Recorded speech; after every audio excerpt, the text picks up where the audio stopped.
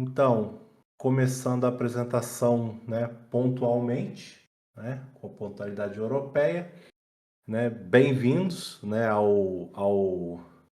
apresentação. O primeiro Forja Coach foi um nome engraçado que eu criei porque é uma coisa meio coach, mas sem slide bonito, sem frase motivacional aqui, eu vou tentar dar o papo mais reto possível para vocês. Pô, eu acho que todo mundo me conhece, mas para quem não me conhece, né, meu nome é Edgar. Eu sou escritor, eu escrevi um livro chamado Leia Durante a Daily, né? Aí aqui tem um QR Code que vocês podem escanear e ir para a página do livro. É um livro que eu escrevi com muito carinho, e inclusive muitas coisas que eu vou falar aqui estão nesse livro, mas de uma forma um pouco mais poética, de uma forma um pouco mais literária. Então é um livro que eu gostei muito de ter escrito. Recomendo aí que vocês leiam, né? E me deem feedback, se possível. Eu sou Career Coach ou mentor de carreira na Entrevista Real. É uma empresa que eu mesmo fundei. Eu sou o único integrante dela, então eu sou o CEO, o CFO, o CTO e o empregado, né? Se vocês quiserem saber mais, vocês podem acessar edgaberlink.com. Vocês podem também escanear esse QR Code. Vocês vão lá para o meu site para conhecer a minha mentoria. E tem também o meu LinkedIn, né? Eu tenho mais de 25 anos de experiência como desenvolvedor, né? Então, a minha mentoria ela é boa porque eu tenho de fato trabalho relevante na área, né? Eu não sou uma pessoa que finjo que sei, eu de fato vivi tudo que eu ensino. Então isso eu acho que é um pilar para você ensinar alguém a ter vivido aquilo. Então, hoje nós vamos conversar sobre o profissional que o mercado escuta, né? Eu coloquei algumas frases meio de efeitos porque de fato eu quero que vocês se sintam incomodados com algumas coisas, porque o mercado, ele não é uma esse parque de diversões que as pessoas pintam que é. O mercado, ele é pragmático e ele não é justo. Então, pessoas que não se posicionam direito acabam, sabe, ficando no ostracismo. Então, essa frase, o mercado te observa o tempo todo, mas não avisa quando desistiu de você. Cara, isso é uma verdade velada, né? E aqui é a frase que eu quero que todo mundo lembre, né? Porque é o que a gente vai tentar consertar hoje nessa aula. Aquele que precisa gritar é quem nunca é ouvido quando fala, porque nada do que diz vale a pena ser escutado. O que a gente vê muito nas empresas, em comunidades, na internet, em grupos, são pessoas que falam muito alto, que fazem muita cena, mas não tem nada de interessante para falar. Pessoas que reclamam que não tem oportunidade, mas você vai ver o posicionamento dessa pessoa não é bom. A pessoa fala besteira o tempo todo, a pessoa não consegue dizer quem ela é. Tudo começa na primeira pergunta: fale-me sobre você, fale quem você é. Isso separa muita coisa. Então, assim, começando do início, é falar a real do mercado, né? Como eu falei, o mercado ele não é justo. O mercado ele não é racional, ele é pragmático. Empresa não quer saber o quão bom você é. A empresa quer saber se você vai resolver os problemas que eles têm. Então a empresa contrata quem resolve o problema. Ela não contrata porque você sabe mais, né? Então, eu vou dar um exemplo para vocês e eu quero que vocês participem um pouco. Vamos supor que a gente tem dois candidatos concorrendo para uma mesma vaga, não importa que vaga é, nem o nível que ela é. Eu tenho o candidato A que ele é brilhante, super inteligente, mas a fala dele é insegura. Ele não passa, sabe, aquela pessoa que não fala direito. E do outro lado a gente tem o candidato B. Ele não é uma pessoa brilhante, mas é um profissional ok, mas ele já tem uma postura muito mais firme. Ele é mais convincente. Então eu quero saber de vocês. Quem prefere o candidato A? Quem prefere o candidato B?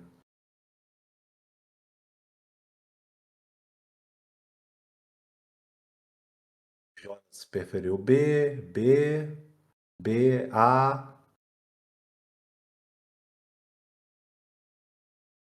Vamos esperar mais um pouquinho. B. Bom, aparentemente o B é. Bom, alguns preferiram A, mas o B é meio que quase unanimidade. Bom, eu vou dizer que não existe resposta certa. Assim, eu costumo dizer que eu não vendo fórmula. E de fato eu não vendo fórmula, eu não falo sobre fórmula. Tanto o candidato A quanto o candidato B, eles são excelentes opções, mas para situações diferentes. Às vezes, uma empresa de fato vai valorizar a qualidade técnica que esse profissional A tem. Agora, se a gente for falar de probabilidades, na minha experiência, o profissional B tem muito mais chance de conseguir um emprego. Por quê? Ele se vende melhor, ele fala melhor, ele se posiciona melhor, ele consegue contar uma história que quer ser ouvida, que merece ser ouvida. Manda um salve no chat. Quem aqui já perdeu uma vaga ou uma promoção por alguém que não é tão técnico quanto você?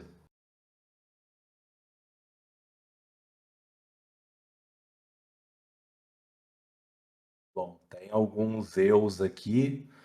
Bom, então, voltando à pergunta, vocês ainda acham que o candidato A é um candidato tão competitivo quanto o B? A comunicação, cara, é muito importante. Óbvio que qualidade técnica é essencial. Eu acho assim, quando a gente fala dessas coisas, eu acho que tem que ficar subentendido. Nós somos programadores, nós somos profissionais de TI. Então, para mim, você ser qualificado é o mínimo, sabe? E não tem negociação. Se você aplica para uma vaga de full stack, você tem que ser um bom full stack, você tem que dominar stack. Isso para mim é inegociável.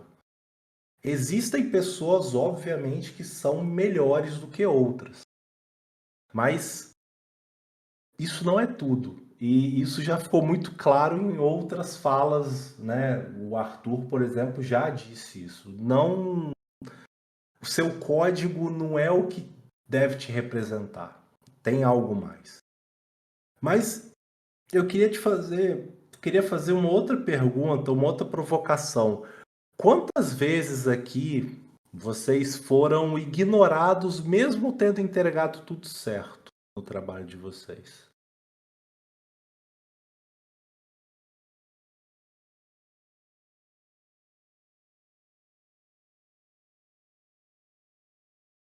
Ó, temos algumas pessoas já se manifestando, acontecer todos os dias, algumas vezes, tem um eu eloquente.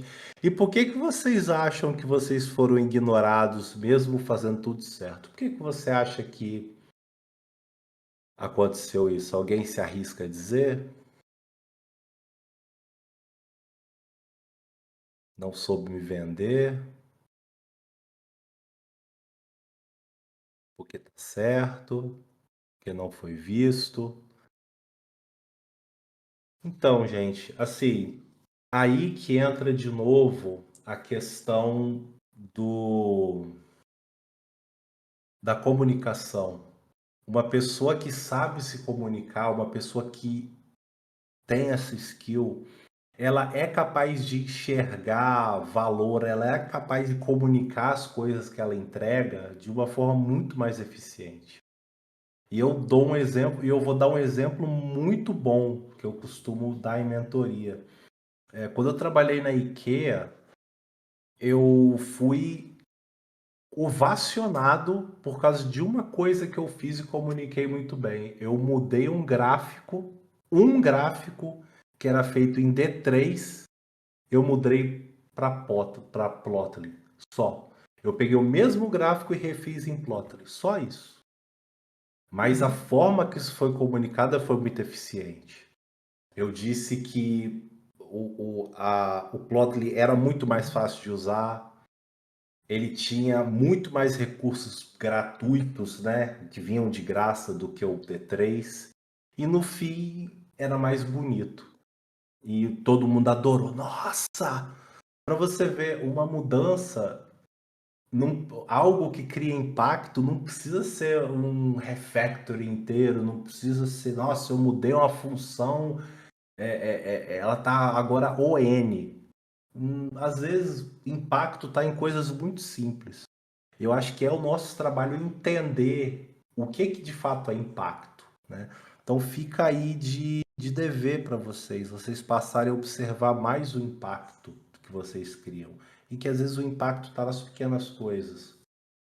Mas, Edgar, diga. só pegando um gancho na tua fala, deixa eu te fazer uma pergunta. Como fazer essa comunicação assertiva ao ponto dela não ser uma comunicação violenta? Mas em que sentido? Tipo, eu percebo que tem algumas coisas que você, por exemplo, você foi lá e mudou o gráfico. Isso, para algumas empresas, vai ser memorável. Caralho, o cara foi lá, notou que estava errado, mudou. Para outras empresas, isso vai ser visto como, ixi, o cara passou na frente de todo mundo, o gestor dele não ficou sabendo. Como essa comunicação ela pode ser uma comunicação orgânica? Entendi. Ó, muito boa pergunta. No meu caso, eu era responsável, eu era o líder do time de front-end. Então, era o meu trabalho. Quando não é o seu trabalho, é importante você respeitar a hierarquia. E aí, de novo, a boa comunicação entra. Você precisa planejar. Por exemplo, você quer fazer essa mudança, você tem que planejar essa mudança e você tem que mostrar ela muito bem estruturada para o time. Galera, olha só, a gente tem muito gráfico, a gente usa o D3 é muito poderoso, mas ele é muito complicado, fazer as manutenções é muito complicado. Olha só, tem o Plotly aqui, que é muito mais simples, ele é construído em cima do D3, ele tem muitas funcionalidades que vêm de graça, que a gente não precisa fazer nada, elas já estão lá, e o resultado é o mesmo. O que vocês acham da gente fazer uma POC, a gente fazer um gráfico novo com o Plotly e depois considerar migrar? É negociar, cara. E tá preparado para receber ou não, né? Tudo isso é você tentar entender o impacto que aquilo tem. Se o gráfico é algo que você faz e esquece, talvez não seja tão importante, mas se é algo que está ali sempre mudando, a galera sempre está pedindo coisa nova, você tem que usar isso a seu favor.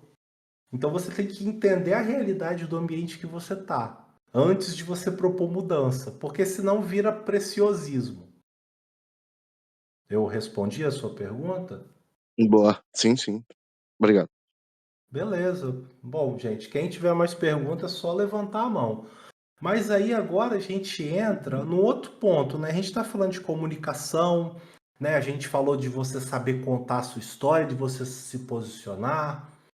Mas aí entra a questão, né? Que quando a gente fala de você ter autoridade, isso não significa para você ser arrogante. Autoridade significa clareza. E quando o que é clareza? É, cara, você falar coisas que as pessoas vão escutar com atenção e vão entender de forma correta, né? Por exemplo, uma bio de LinkedIn é o divisor de águas de muita gente. Você tem bios de LinkedIn que começa com sou um apaixonado por tecnologia. Outras, eu ajudo empresas a entregar soluções com menos ruído e mais impacto. Duas mostram perfis extremamente diferentes. Uma delas é um perfil que eu vejo, eu pelo menos, Edgar, leio. Sou apaixonado por tecnologia, eu vejo um profissional muito júnior, muito mid-level, que ainda liga muito para tecnologia. Quando eu já leio uma coisa mais ajuda a empresa a entregar soluções, mais e pá, eu já vejo como um profissional um pouco mais maduro. Eu já vejo que é uma pessoa que já entende tecnologia é ferramenta, sabe? Tecnologia não tem mais destaque na minha fala. O que tem destaque é o que eu faço usando tecnologia. Isso eu acho que é uma pegada muito importante. A Rebeca até falou usando palavras-chave, e tudo.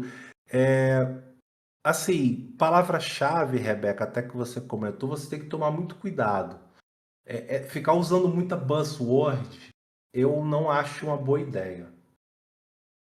Assim, eu não sou especialista em SEO de LinkedIn, né? Mas eu sempre oriento, cuidado para não ficar botando um monte de buzzword da moda.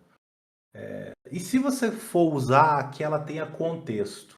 Por exemplo, hoje você falar de AI, de LLM, tudo, cara, tudo isso é buzzword. Então, se você de fato trabalha com isso, é bom que você coloque isso num contexto muito claro, para aquilo não ficar solto. Toda buzzword que está muito solta não é legal, sabe? Fica evidente que você só está querendo atração, sabe? Então, assim, deixa eu fazer agora uma pergunta para vocês. Essa talvez eu possa escolher um exemplo. Uma pessoa talvez queira fazer essa experiência. Como é que você se apresenta pessoalmente? Eu queria que alguém levantasse a mão e respondesse a famosa pergunta: fale-me sobre você. Quem é que se oferece? Vai receber Alô? um feedback ao vivo ainda. Pode ser eu? Por favor. Tá. Normalmente, quando eu participei, né, tipo assim, porque antes da programação não tem tanto tempo assim que eu fiz a transição de carreira, eu trabalhei já há muitos anos, em outras áreas. Então, eu já fiz muita entrevista, muita coisa. Então, normalmente, no começo, bem no começo, quando a pessoa chegava e fazia esse tipo de pergunta, né, quem é você? Me conta sobre você. Eu ia dizer, eu sou o Jonathan. Às vezes gosto de jogar uma bola, jogar um videogame, sair com os amigos. Então, eu ia tentar falar mais sobre eu mesmo, literal. Hoje eu levo mais como uma parada assim mais profissional, no sentido de que a pessoa ela não quer saber quem é eu, o Jonathan não profissional, ela quer saber quem sou eu a nível de entrega, né? Então é o que eu imagino. Então quando uma pessoa me faz uma pergunta dessa, hoje na programação, por exemplo, né? Eu diria, olha, eu sou Jonatas, tenho 26 anos, sou um cara casado, sério, tipo, trabalho há 2 anos com programação. Eu comecei procurando por uma área que fosse satisfazer a minha ideologia de melhor área de atuação com o equilíbrio entre gosto mesmo, né? Tipo, ser algo prazeroso e remuneração, porque ninguém trabalha de graça, né? A gente não tá no Sim, mercado de trabalho para receber elogio, a gente tá para ser pago e entregar um serviço e etc. Então, eu levo mais com esse olhar crítico de que o que eu tenho que responder seria mais nesse aspecto, sabe? De profissional mesmo. Tipo, eu sou Jonatas, eu já vim de outras áreas, eu trabalho desde os meus 10 anos de idade, já trabalhei em diversas áreas de atuação, inclusive a área de atuação que eu estava antes da programação era líder técnico numa multinacional, fiz a migração de carreira, abandonei minha carreira como líder técnico lá para virar programador. Então, eu levo mais por esse ponto. entendi. Então, tudo isso está ok. Assim, como eu falei, não existe fórmula, mas eu gosto de orientar as pessoas que toda vez que você for abordado com esse tipo de questão, e não só fale-me sobre você, mas o que que você fez nessa empresa, o que que você fez aqui, o que que você fez lá. É, sempre quando a pergunta é mais aberta nesse sentido, é sempre bom você construir uma narrativa coerente sobre você mesmo. Você saber contar a sua história, sabe? E onde é que a galera erra nesse tipo de coisa? Primeiro, dar foco demais à ferramenta, usar muito jargão, tentar parecer mais sênior do que é, sabe? Tentar ter um discurso que na real essa pessoa não sustenta. Eu já vi muita pessoa, assim, com discurso que quando a pessoa entrou, eu vi, cara, essa pessoa não sustenta o discurso dela. Né? Sem trabalhar sob pressão. Mano, você dizer isso e depois você reclamar na primeira sala de guerra, mano, você não sabe o que é pressão, né? Então, assim, eu sempre recomendo vocês terem uma autocrítica. Né? Eu não vou ficar dando fórmula, mas vocês terem uma autocrítica. Para essa vaga, para isso que está sendo pedido, ou para essa situação, não precisa ser só uma vaga, pode ser uma situação na empresa, onde você vai ter uma narrativa, às vezes um feedback, às vezes você sabe pedir por algum feedback, pedir por algum esclarecimento, você sempre tentar montar uma narrativa que seja coerente, e que não perca muito sua identidade. Por exemplo, o caso do Jonas agora. Pô, se fosse numa entrevista de emprego, faz muito mais sentido você falar quem é você, aonde você trabalha, o que você faz, qual é o seu papel no time, se você teve algum achievement, alguma coisa, né, você pode mencionar. E aí, no final, talvez você fale as tecnologias que você usa. E se você quiser botar algum tom pessoal, eu gosto de jogar bola, eu gosto de jogar guitarra, você pode colocar se você sentir que às vezes o ambiente é um pouco mais amistoso. Geralmente, a entrevista com o RH é. Mas se você sentir que o ambiente é um pouco mais sóbrio, guarda os detalhes pessoais, que às vezes a pessoa não está muito interessada, né? Alguém tem alguma pergunta sobre isso?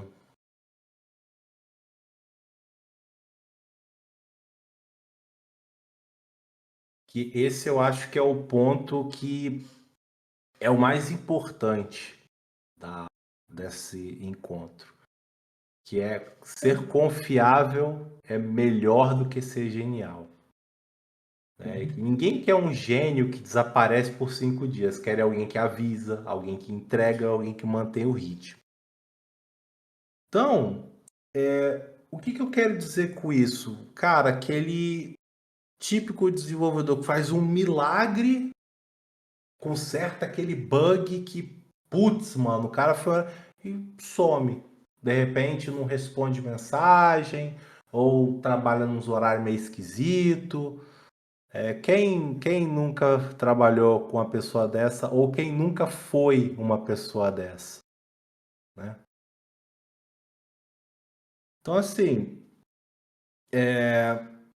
deixa eu fazer uma pergunta para vocês. Vocês se acham previsíveis no bom sentido no trabalho de vocês?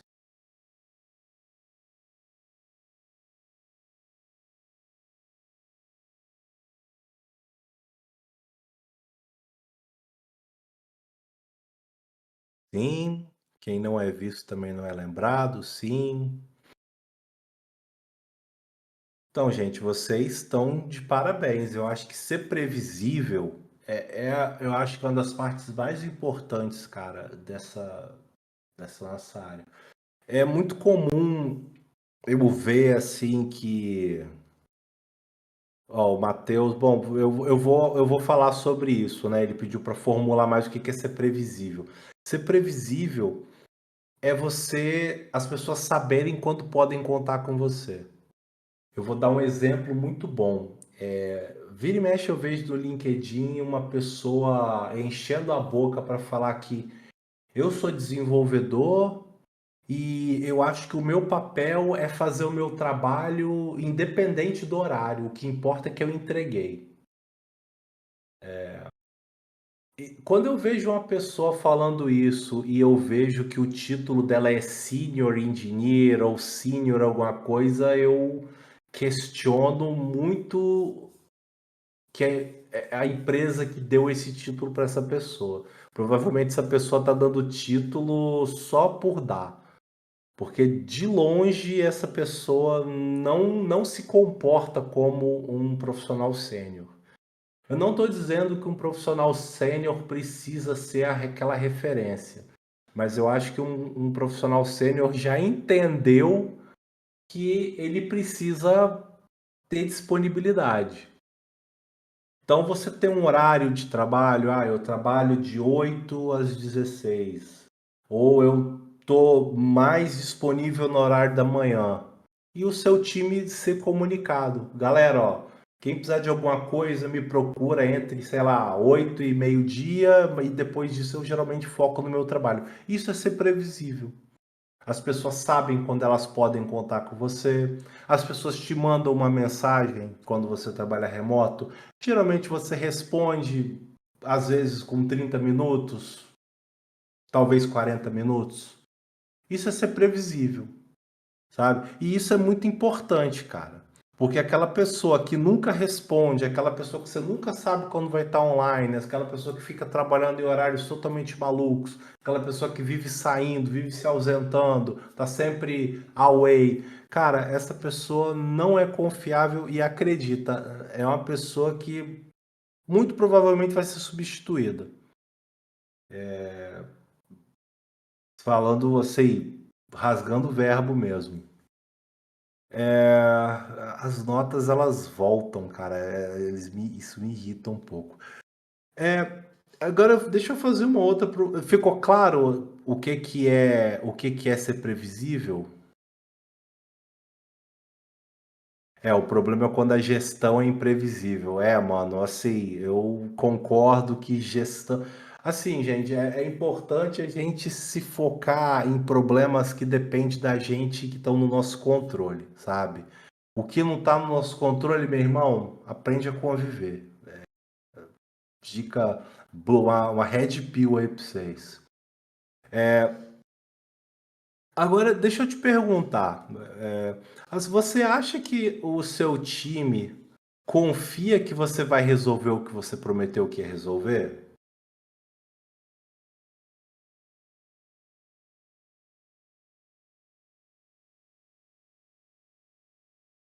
Olha aí, hein? A galera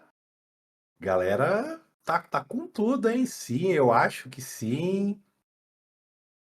Será que vai ter um não?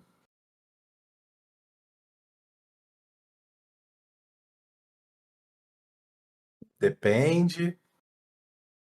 Bom, então, gente, assim, quando a gente fala de ser confiável, é assim, existem alguns pilares que a gente tem que respeitar, além de tudo que eu já falei. Então, cara, sempre comunique os prazos, sempre.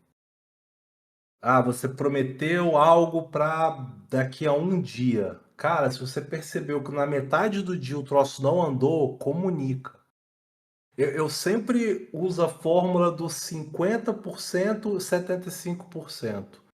Mano, os primeiros 50%, cara, você já sabe se aquilo vai se cumprir ou não, sabe? Então, nos primeiros 50% você já tem aquele, cara, é melhor eu avisar que eu vou demorar mais. E os próximos 25% quer dizer que alguma coisa pode dar errado, alguma coisa que você não preveu, então às vezes também vale a pena você avisar. Mano, depois disso, cara, você avisar em cima da hora, mano, já pega mal. Então, isso é importante. Cara, risco. É sempre importante vocês analisarem bem o risco das coisas. Isso exige um pouco de maturidade, mas é algo que vocês têm que prestar atenção. para vocês não comprarem uma briga, cara, que às vezes vai ser difícil e pode expor vocês. Vamos refatorar essa funcionalidade que é super crítica do sistema em uma semana. Aí o cara vai lá e peita. Não, eu faço. Cara, qual é o risco disso? Você está ciente? Você vai entregar isso em uma semana? Você vai entregar isso bem? Ou você vai refatorar e vai deixar pior? Então, assim, sempre deixe claro. Ah, o Jonathan, pô, eu queria que você refatorasse essa tela aqui que tem 18 abas, tem 5 mil linhas de código para a semana que vem. Ah, o Jonathan, não, cara, olha só, calma, é uma tela muito complexa. Pô, uma semana você não acha que é muito pouco, né? Então, assim, negocie e deixe os riscos claros, né? Óbvio que manda quem pode e obedece quem tem juízo, né?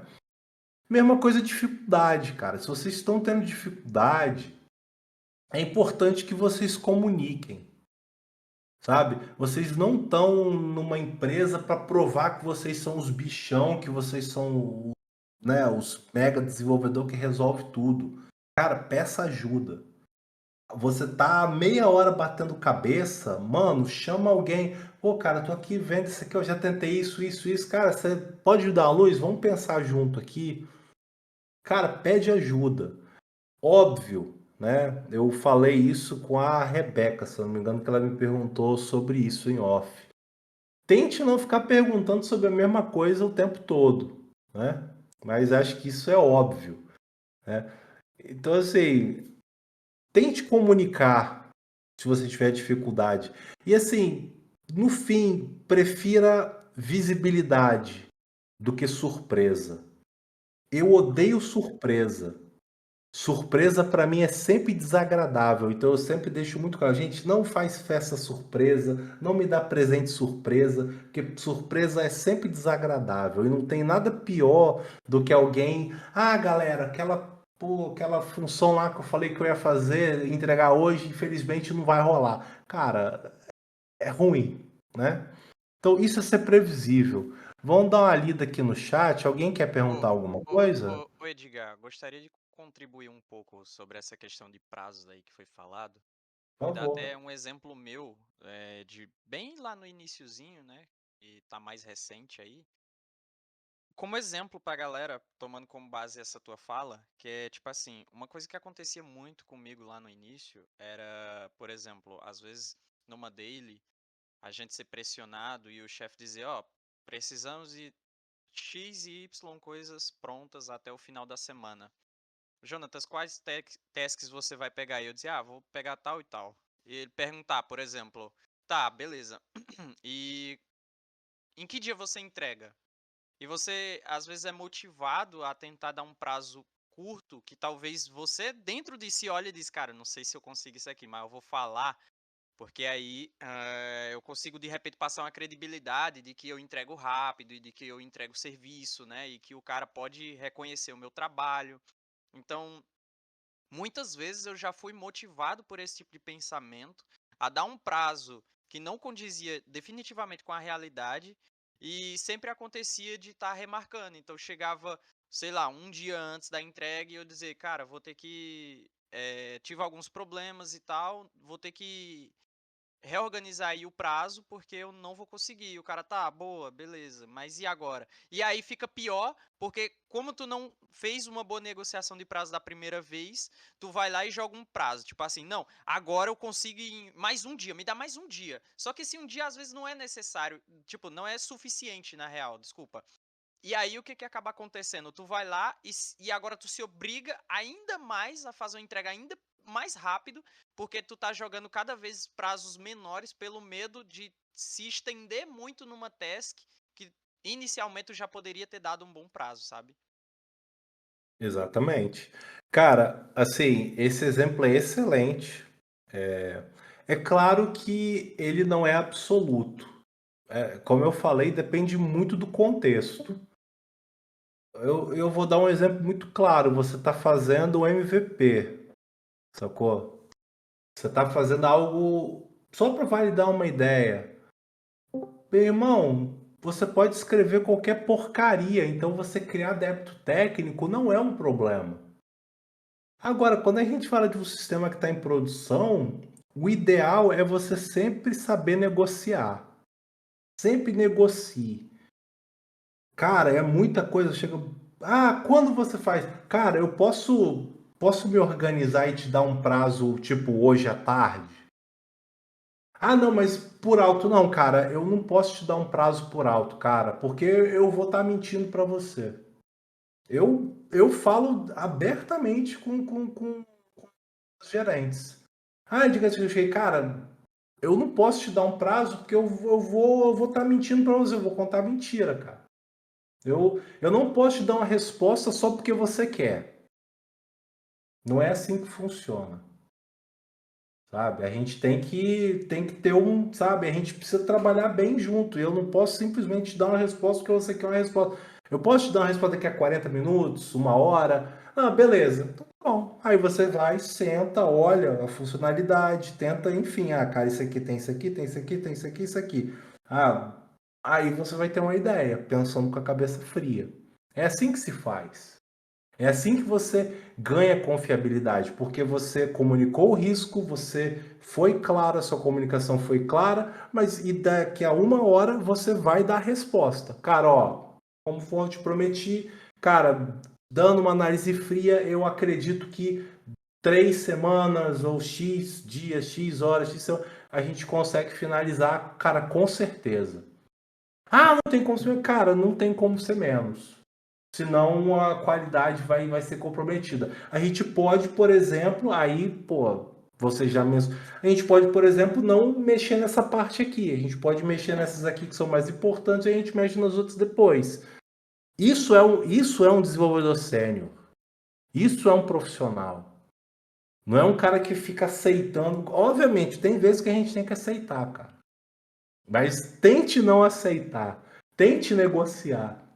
Tente ter clareza. Sabe? Tente ver bem os riscos e entender a furada que você está se metendo antes de se comprometer. Porque quando você. Cara, promessa é dívida. Se você falar daqui a 2 semanas eu vou entregar, mano, se você não entregar daqui a 2 semanas, não interessa o problema. O Jonathan não cumpre prazo. O Jonathan é irresponsável. É assim que eles vão ver você. Infelizmente. Ô, Digão, e tem uma coisa, só desculpa interromper, tem uma coisa também que às vezes não pega mal, não é só nem nesse sentido de não entregar, que você se queima com os próprios colegas de trabalho. Com certeza. Porque um trabalho que é muito grande, você está prometendo que vai fazer rápido, você pode até fazer rápido, mas vai fazer mal feito para entregar, e os colegas vão se sentir pressionados a dar prazos menores também, porque você está dando um prazo menor, senão eles vão ficar como feios ali, né? Como lerdos, e isso aí é uma briga constante também. Exatamente, exatamente.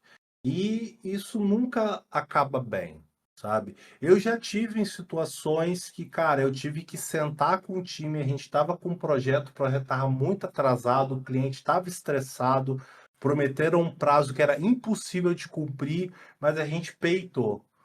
E teve uma hora que eu sentei com o time e falei, porque a situação estava tão complicada que a gente consertava um erro, trabalhava, daqui a pouco o erro voltava. Teve uma hora que eu sentei com o time e cheguei, galera, olha só, não deixa essa pressão impactar o trabalho de vocês. Esquece, a gente já está atrasado, então agora vamos entregar certo. Porque aí entra aquela máxima, existem situações que entregar atrasado vai acontecer, mas pelo menos entregue certo. Porque se você entregar errado e entregar certo, o cliente às vezes esquece. Mas se você entregar atrasado e errado, é pior. Então, assim, entendam que às vezes erros, deslizes vão acontecer. O nosso trabalho é evitar e estar preparado para se acontecer. O Matheus mandou um texto aqui, Edgar, nesse assunto sobre não tomar muitos riscos. Você acha viável aquelas situações da pessoa tomar o risco de aceitar uma task que o nível de dificuldade é maior do que a pessoa tem, só para tentar se destacar? Cara, Matheus, Assim, eu vou te falar isso com muita franqueza. Mano, é arriscado. Eu acho que depende muito do quão distante a dificuldade tá com o seu nível técnico. Eu acho que assim, se o seu nível técnico tiver aqui e a dificuldade está um pouquinho mais acima, eu acho que grande, o risco é alto. Porque, assim, cara, você pode se destacar muito, pode dar, e você pode se queimar muito também. Então, assim, quando que vale a pena? Se você tem uma reputação sólida, se as pessoas já confiam em você, talvez valha a pena. Agora, mano, se você é gaiato lá, a galera não te conhece, mano, você vai começar com o pé esquerdo. Então, assim, sendo muito honesto.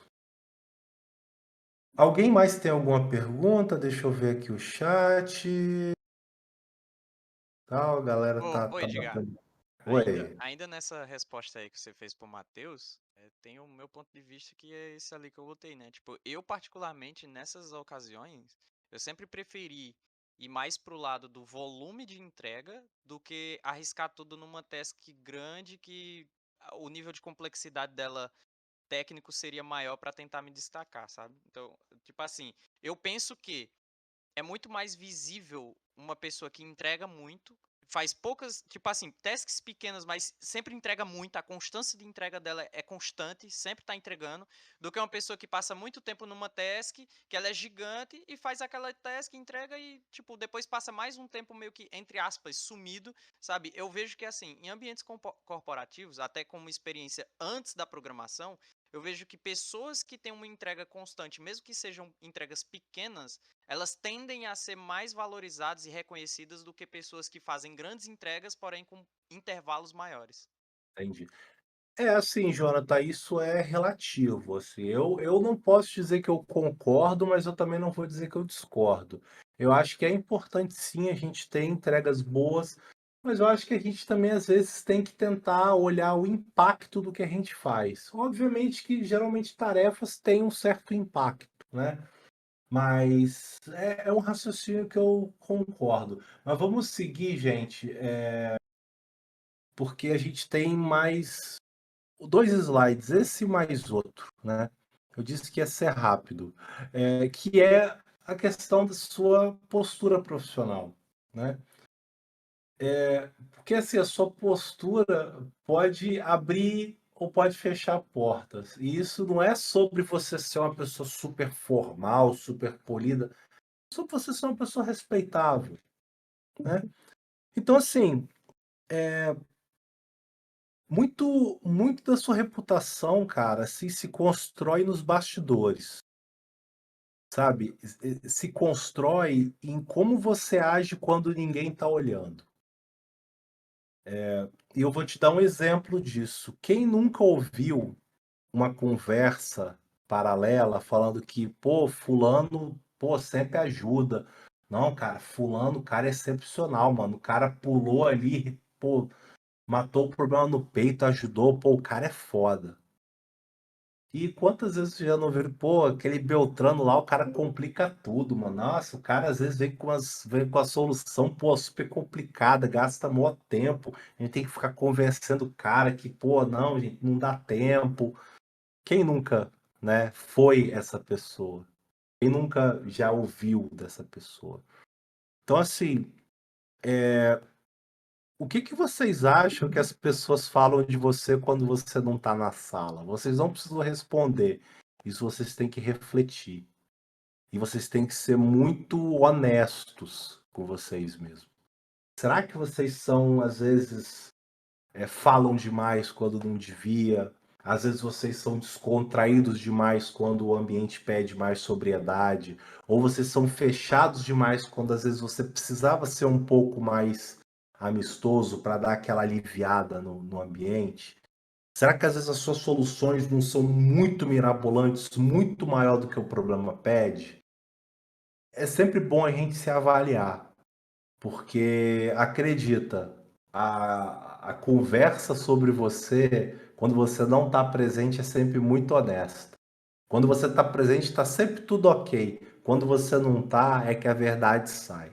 Às vezes eu queria ser um mosquitinho, cara, para voar numas salas aí, porque, nossa, minha vida seria muito mais fácil.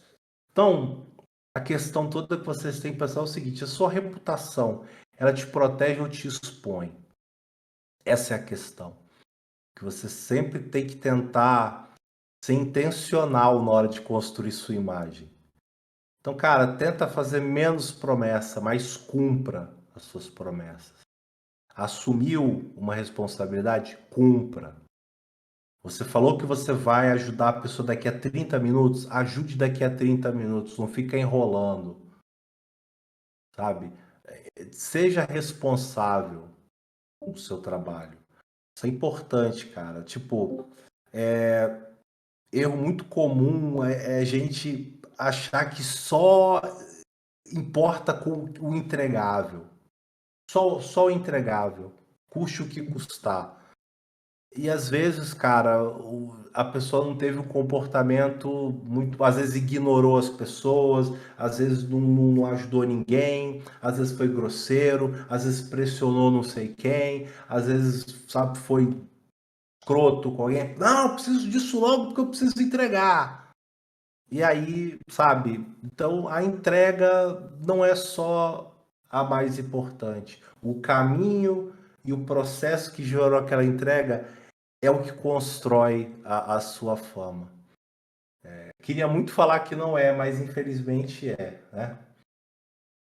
E falando sobre o ciclo, né, de reputação, que foi basicamente o que eu falei, né? Porque assim, cara, quando a gente fala de reputação, é algo que é muito subjetivo. Mas, pô, eu vou dar um exemplo. Pô, cara, você, você ser, você ser pontual nas reuniões, sabe? Pô, você chega na reunião mais cedo, tipo, a reunião é 1 hora, pô, 12h55 você já tá ali pronto para a reunião, sabe? Você nas redes sociais, você ser uma pessoa respeitável, sabe? Não ficar falando besteira, não ficar entrando em problema, sabe? Você tratar as pessoas com respeito, você sempre ouvir para entender, não para responder.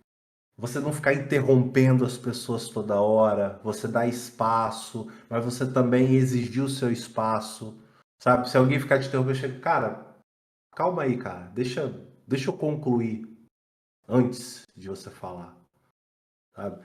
Tudo isso constrói a sua reputação.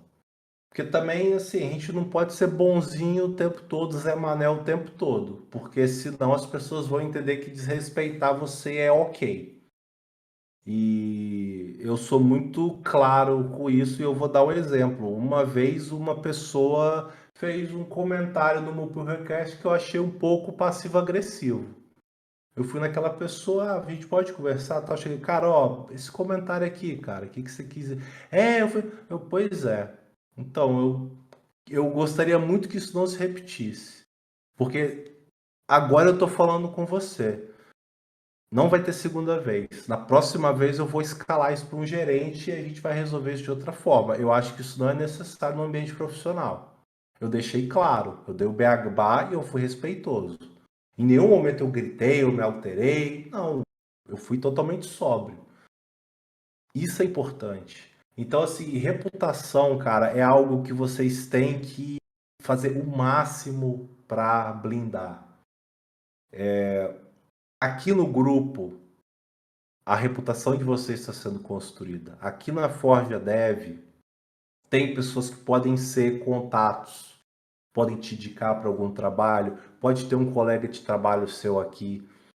Então é sempre importante você tentar ser uma pessoa sóbria, uma pessoa coerente, uma pessoa que sabe brincar, mas que tenha limites, sabe? Que não fique postando um monte de bobeira, um monte de besteira na internet, a não ser que você seja de entretenimento. Tipo, o Primo Dev, ele é entretenimento, ele posta besteira porque é o perfil dele, então tá tudo certo, né? Mas, né, você não é o Primo Dev, então tente ser um pouco mais polido, sabe? Não ficar falando palavrão o tempo todo, né? Acho que isso é importante. E o último slide é o obrigado, né? Eu acabei pontualmente, né? Deixei ainda 10 minutos para vocês, para se alguém quiser fazer alguma pergunta, algum comentário. E quero saber se alguém tem mais alguma coisa que gostaria de saber, alguma comentário ou alguma coisa que não tem muito a ver com o que a gente falou, mas quer perguntar. Tamo aí, temos 10 minutos. Edgar, eu tenho uma pergunta, cara. Assim, a gente vê cada vez mais as pessoas fazendo transição de carreira para a de tecnologia. E hoje a gente falou muito de comunicação assertiva, muito de personalidade, muito de reputação.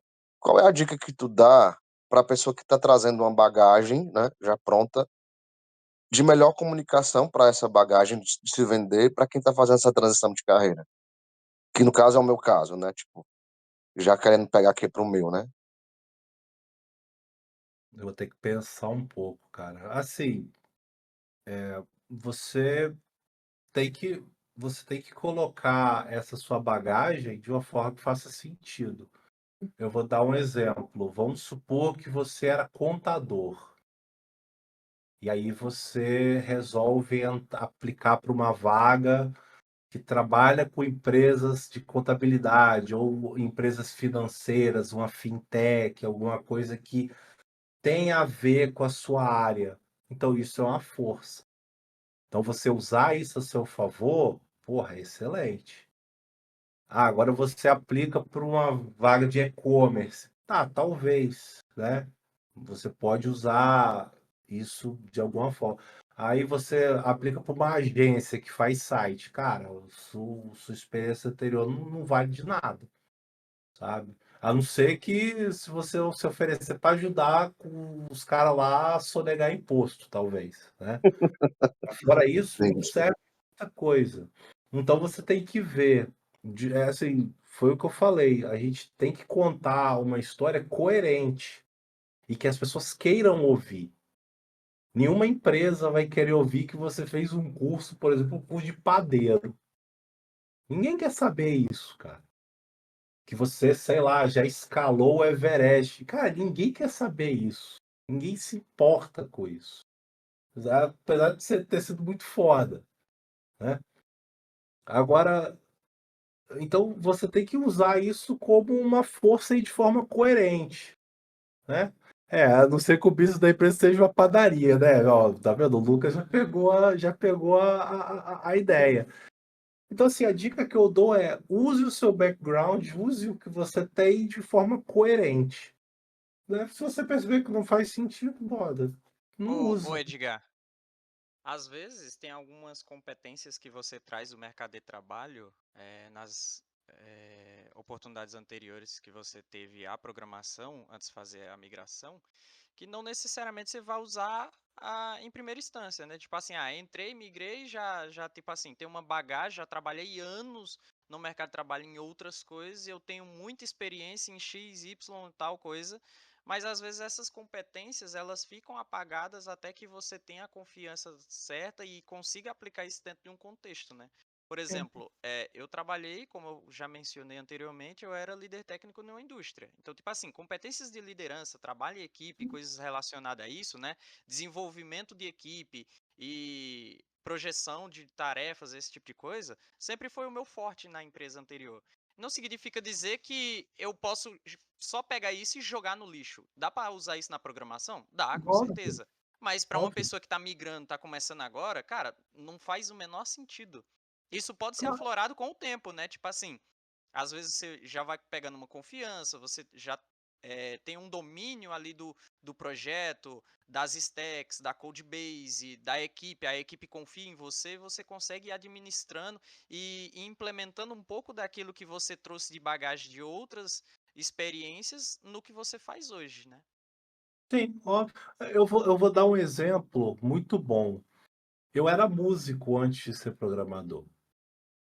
E às vezes eu uso isso em situações muito estratégicas. Por exemplo, eu estava fazendo uma entrevista e eu falei, e o do Fale sobre você, o final, eu usei isso antes de ser programador, eu fui músico. Por quê? Eu vi uma guitarra no fundo lá do quarto do cara, escondidinha no cantinho. Então eu falei, cara, esse cara, de alguma forma, vai fazer sentido isso para ele. Então eu criei para criar aquele vínculo, aquela coisa um pouco mais emocional, aquela coisa um pouco mais próxima. Pô, a gente tem algo em comum.